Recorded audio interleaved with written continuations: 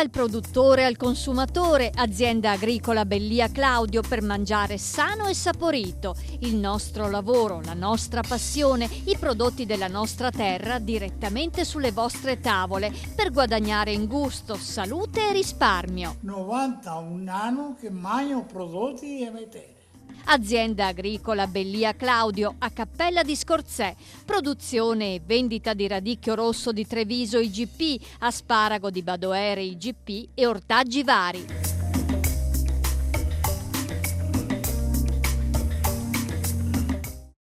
Autocarrozzeria Moderna, nuovo centro vendita e servizi per l'auto a Mestre in via Giustizia 12. Ulteriore sconto Goodyear Dunlop sugli pneumatici invernali. Carrozzeria Moderna Ford, il tuo punto di riferimento. Da Autocarrozzeria Moderna troverai l'efficienza e la qualità della tua nuova auto. Autocarrozzeria Moderna, il centro servizi al tuo servizio. Con Autocarrozzeria Moderna il futuro è già cominciato.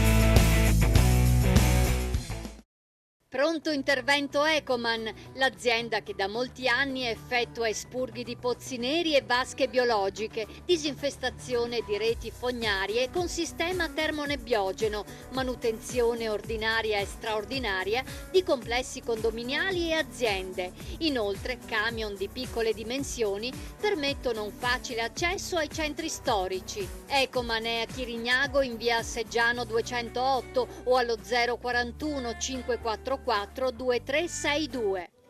Come per magia, Mirano è tornata indietro nel tempo ed ha rivissuto i fasti dei primi del Novecento. Tutto questo grazie alla fiera e dal Gioco dell'Oca, evento organizzato dalla Proloco di Mirano.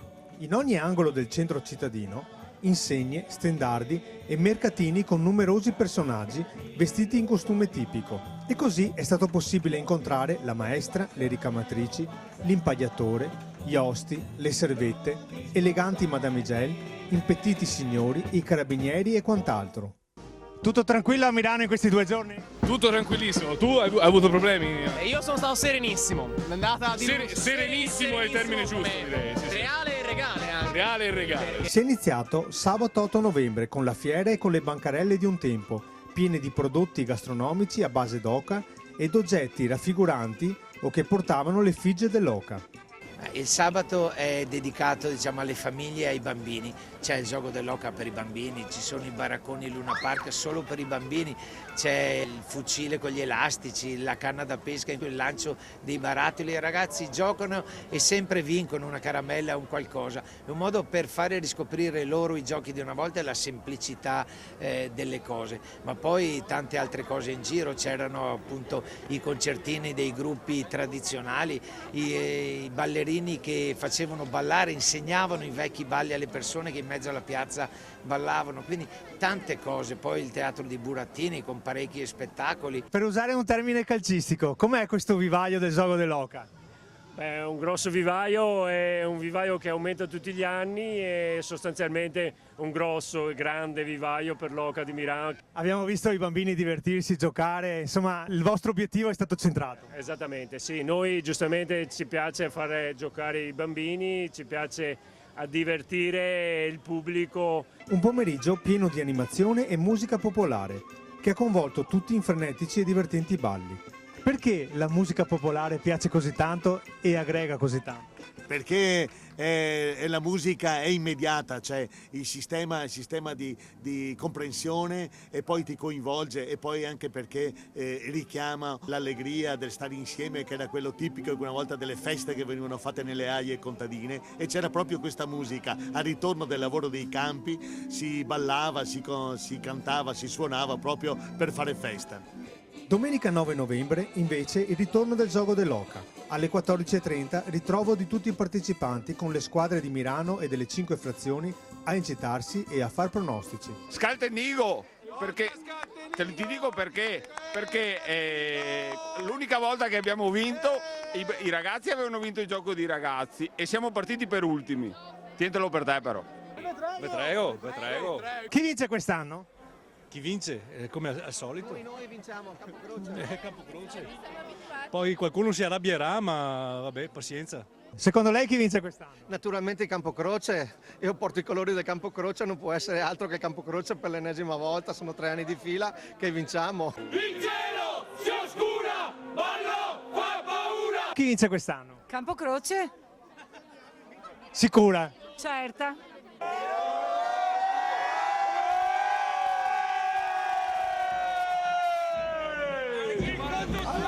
Ma chi vince quest'anno? Chi vince? Vai, Milano, Uberales. Quanto tempo vi siete allenati? Ma 10 minuti. 10 minuti barra 17. E alle 15 il lungo corteo storico sfila per il centro di Milano, preceduto dalle note della banda cittadina e dalle movenze di 2 eleganti trampolieri. Il moltissimo pubblico presente vive con partecipazione questi momenti e si prepara ad assistere gratuitamente alla sfida del pomeriggio. In un momento di crisi così abbiamo pensato di andare incontro alle famiglie milanesi, allora abbiamo pensato di dire perché non facciamo il gioco gratuito e lo facciamo vedere a tutti in questi momenti così difficili, e l'abbiamo fatto. Io spero che quest'anno siano stati contenti, ho sentito tantissime persone che hanno detto così è più bello, vediamo tutti il gioco. Dopo l'inno del Zogo, cantato dai Fiò del Filò, il saluto ai presenti e alla delegazione francese, parte il Zogo dell'Oca 2014. Le squadre così si sfidano al lancio di dadi e di giochi, come tiro alla fune, corsa con sacchi, taglia legna e torti in faccia. Parte bene Vetrego, ma i dadi sembrano sorridere a Campocroce. Sfortunata Scaltenigo che finisce per ben 2 volte sul 58, la casella della morte. Ma alla fine, tra varie sfide, la vittoria va alla frazione di Zianigo. Com'è stata questa edizione?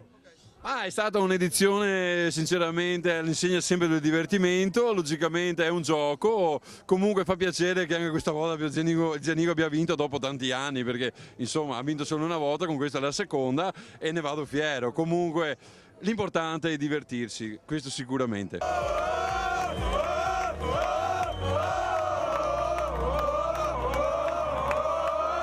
Sindaco, allora è stata una bella edizione questa del Gioco dell'Oca di quest'anno.